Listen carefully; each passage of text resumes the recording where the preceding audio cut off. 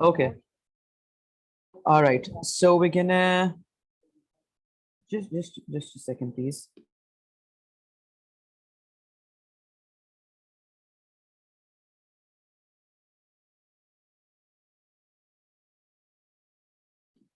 All right. So okay, before moving on to the events, let's have a quick look at the reasons again. A quick recap. Could you tell me, Ahmed, because I think you've also done the question, this was the homework. So could you just summarize all the reasons for the war of independence? First, the Greece cartridge Okay. incident, Yeah.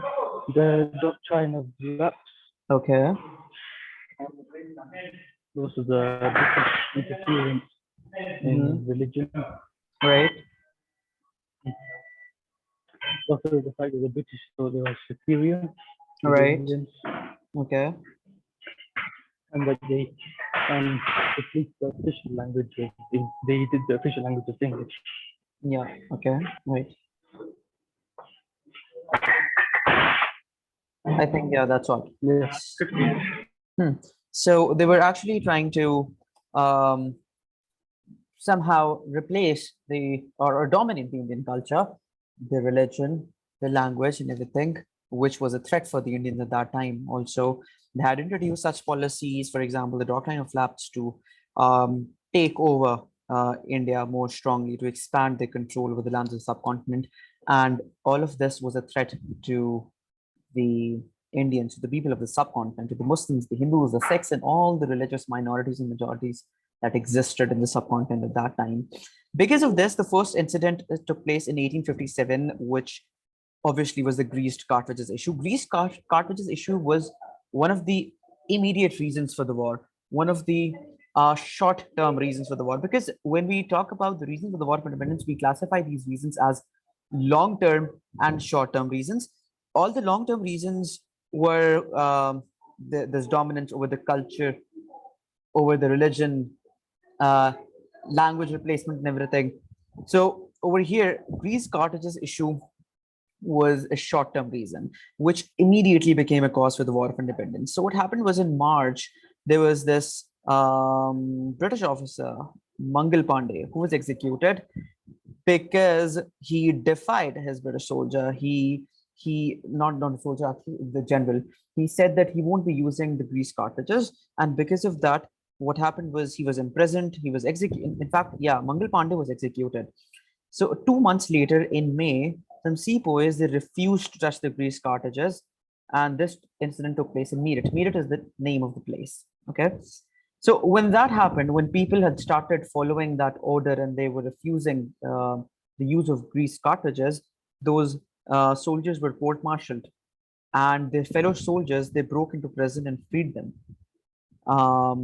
They had started. I mean, this was a sort of an uprising. British were killed.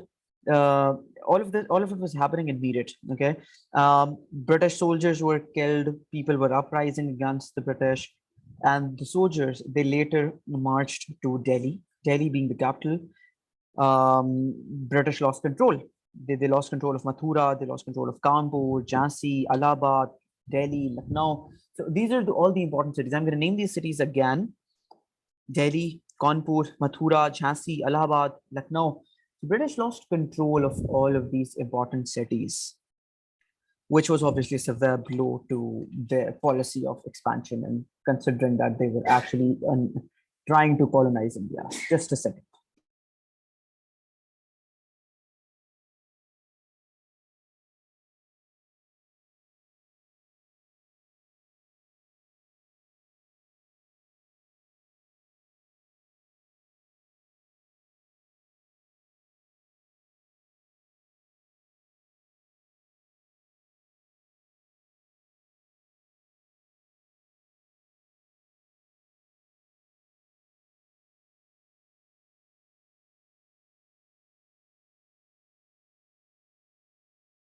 All right, sorry for the interruption.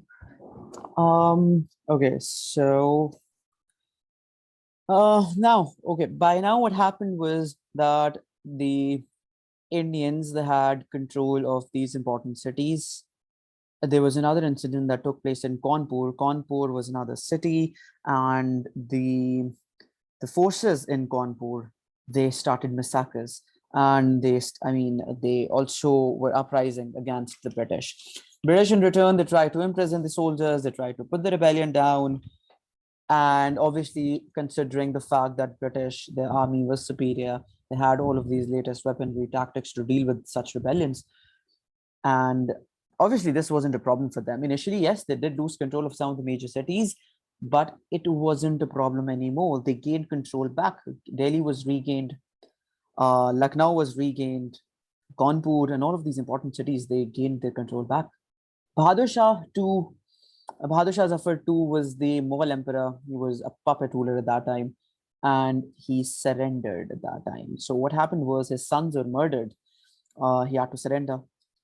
And yes, British were gaining control of all of these important territories. War was officially declared over in 1858. August 1858, the war was over. So these were all the important events for the War of Independence. I can share the notes in the group as well if you want them later on, but I hope you're writing things down side by side. We're done with these events. In the exam paper, you won't really be asked about these events. You might just get a 4-mark question asking about what exactly was the War of Independence. This is why I didn't write things down. I just quickly went over the events so you can just have an idea what exactly was the War of Independence. But the questions will be set from the reasons, from the causes, the failures, the results of the war. So War of Independence was a failure for the Indians because obviously they didn't achieve what they wanted to. They wanted independence, right? They wanted independence from the British. They wanted British to just leave India and let them live according to their own religion, their own culture. But it didn't happen. British had gained control. And obviously, when events like this happen in history, you must have read about such uprisings, such rebellions that the opponent force, it tries to come back even stronger the next time. They try to they try to strengthen up their control after such a rebellion. This is exactly what happened. British, this War of Independence, which turned out to be a failure, also proved to be a problem for the Indians later on in the long run. So obviously, because it was a failure, now we need to see why exactly the war failed. I'm going to go over the reasons now. You can see the question displayed on the screen as well. Number one, lack of unity. The Indians, they weren't united throughout the war. This was the problem since the initial attempts of British to take control of India and how the Indians resisted. This was one of the problems that the Indian army faced, that the Indian army, they weren't united in their goals. They didn't have a common aim. So what happened was the forces that were uprising against the British, they were uprising for different reasons. For example, here, you can say that and most of the leaders, they weren't even supporting their own people. The ruler of Kashmir, he didn't send the forces to help to basically help the Indians. Instead, he sent his forces to help the British, which was lack of unity, of course, treachery, betrayal. So as a result, British found it easy to defeat them individually. So because the forces weren't united, there were people helping the opponent forces, it was easier for the British to capture them. Another cause of the failure of War of Independence was lack of leadership. The rebels had pledged allegiance to Bahadur Shah. So Bahadur Shah Zafar too was, he surrendered. His sons were murdered. So there was no effective leader at that time. Mughal Emperor Bahadur Shah Zafar was a symbol of unity before he surrendered. But after that, the people, they had no one to look up to. They obviously also had to surrender. So if you look at the analysis of this, therefore, due to lack of an effective leadership, there was no one to guide and unite the rebels, and they failed in driving British out of India. So what happened was, what was the effect of this lack of leadership? When Bahadur Shah surrendered, what was the effect? The effect was that there was no one to guide or unite the rebels. So the Indian force was no longer an effective force to drive the British out of India. Okay. Different objectives also led to Indians' failure in the rebellion of 1857. People were fighting for different reasons, different purposes. For example, the Hindus and Sikhs, they did not want the Mughal Empire to be restored. Why? Because it was led by the Muslim emperors. So this is another part of the story. because the Muslims, they had been ruling the subcontinent for years. The Mughal emperors were Muslims, and the Hindus, they had always believed that Muslims had entered India. I mean, when the when the Mughal Empire it began, they believed that the Muslims, they had entered India and started ruling. So Hindus didn't really want the restoration of Mughal Empire. Muslims wanted that. So they had these own conflicts going on, internal conflicts. So this is why one of the reasons for behind the Muslims fighting against the British was also to restore the Mughal Empire, to restore their lost pride that they once had in the name of Mughal Empire, and also obviously to drive the British out. The Hindus, on the other hand, they weren't really interested in the restoration, because obviously restoring Mughal Empire would always, I mean, would again give power to the Muslims in the subcontinent, which was, I mean, Hindus didn't want that at that time. So due to the different aims and purposes, the rebels could not develop a strong force against the British and were defeated. All right. Another reason for the failure of War of Independence was this conciliatory policy of Lord Canning. What happened was Lord Canning stated that if any rebel stopped fighting against the British, they would be given a chance to be forgiven, because British, they had shown this level of strength that the Indians knew if they lost this war, I mean, they'll have to face severe consequences by the hands of the British. So this Lord Canning stated that anyone who'd surrender at this point and stop fighting against the British, they'll not face any consequences and they'll be forgiven. So because of this policy, a lot of the Indians saw it as an opportunity to establish good relations with the British and to immediately quit out of the rebellion. This was another reason that weakened the Indian forces, and British, I mean, Indians, they were again crushed. War of Independence also failed because the rebels got no support from local population. At first, locals supported the rebellion, but when they saw that their lives, properties, and families were in danger, they stopped supporting the rebellion. Again, because of those consequences, they knew that the British would retaliate. They knew that the British would not take it lightly, because Indians were trying to drive um, one of the superpowers of that time out of their territory. Why I'm using this word superpower? Because of the industrial revolution, because of the growth, the industries that the booming industries of Europe at that time. So the British knew they had really strong backing up. They were very strong at that time, and obviously they were ready to retaliate. And the Indians, they had the fear of that of the consequences, and this is why they didn't really want to fight against the British when they saw that there was I mean, the war wasn't going to achieve much. So this is the point where the Indians, they withdrew their support from the Indian armies, and the British saw it as an opportunity, right? Another reason for the failure of War of Independence was that British had become too powerful at that time. You see how they had their control over Delhi, Kanpur, Allahabad, Jhansi, Lucknow. So these are all the important cities, and British had already established their control over these cities. They had a well-trained army. Now, this last reason is just not the last one. This reason is just it's pretty similar to the initial reasons as to how the British were able to capture India. Their strength, their weaponry, their tactics, their well-disciplined army, their power, their control of different cities of India, which was obviously a mismatch against the Indian forces. This is why they were able to control, they were able to take over India. And this is why the War of Independence failed. Okay, these are all the reasons. This was a 14-mark question. I went through the reasons from this question, the answer to this question itself, so it's easy for you to understand once you're writing the answer to these questions. Okay, you need to write 7 reasons and 1 evaluation. Let me just look at the question again. The question says a lack of unity was the most important cause of failure of the War of Independence. Do you agree? So in this type of a question, you're going to start off writing with the lack of unity. You can explain the point lack of unity in 1 paragraph, 1 or 2 paragraphs, that's your choice. Once you're done explaining lack of unity, you move on to the next reasons. This is level 3 that I'm talking about, where you explain the lack of unity. You write, however, you transition from the level 3 to level 4 and start writing the other 6 reasons, and then an evaluation at the end. Is this clear?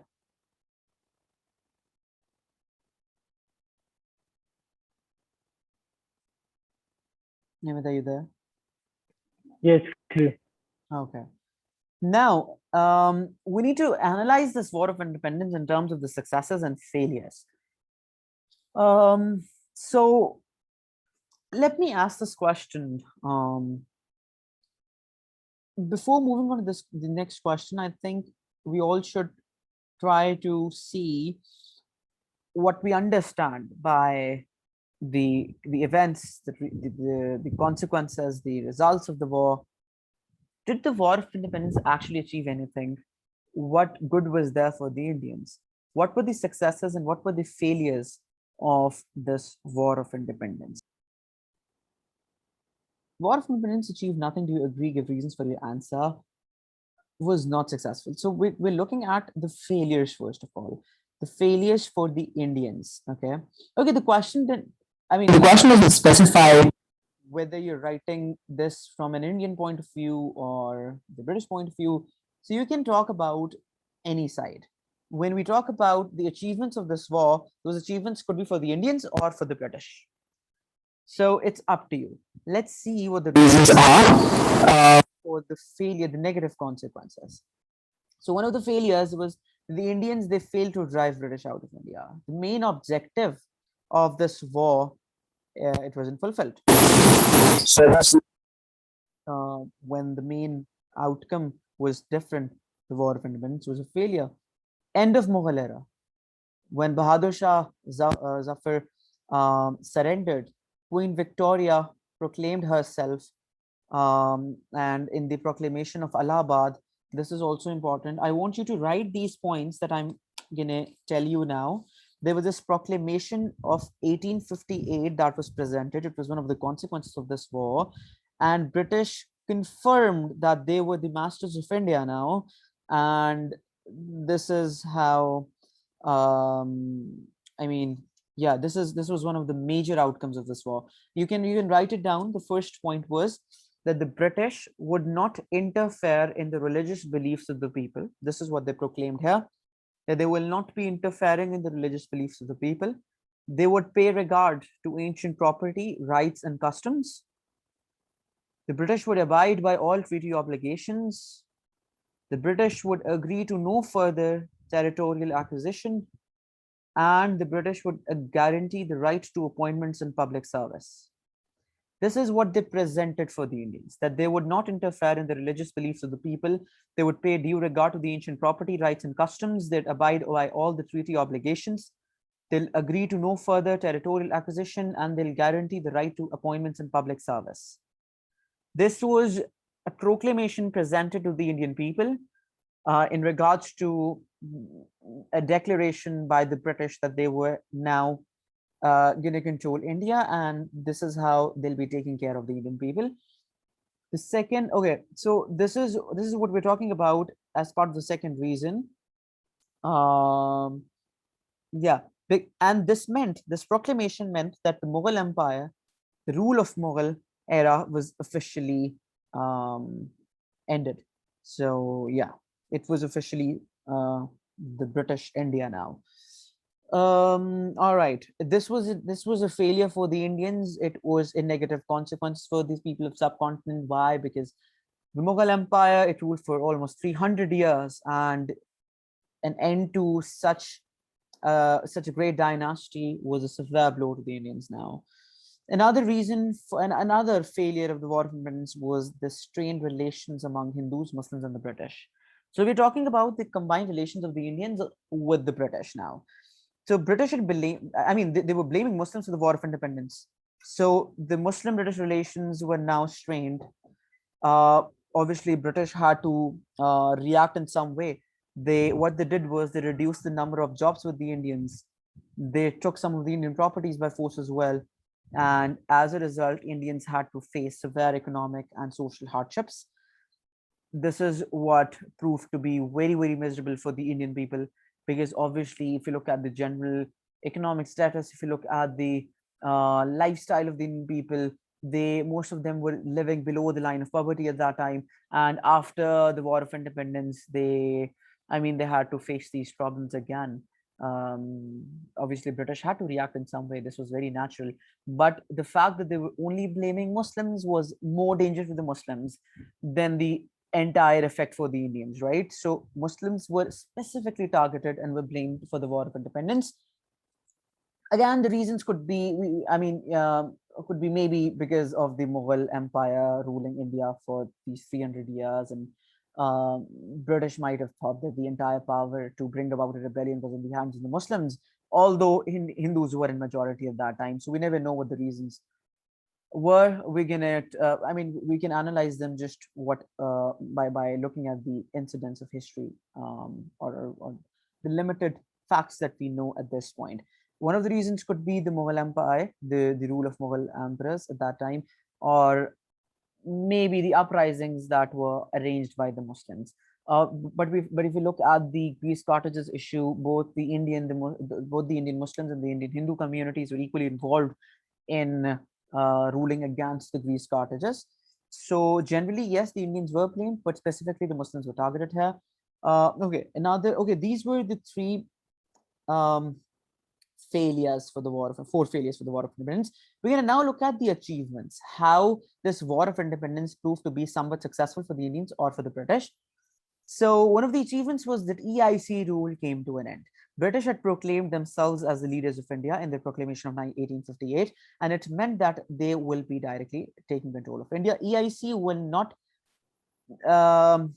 be ruling the politics of India anymore. So obviously, EIC had done this, a lot of the misgovernance acts, mismanagement in India, which was definitely a sigh of relief for the Indians, because they were no longer led by a trade company. Okay, next. Another achievement was the doctrine of lapse was abolished.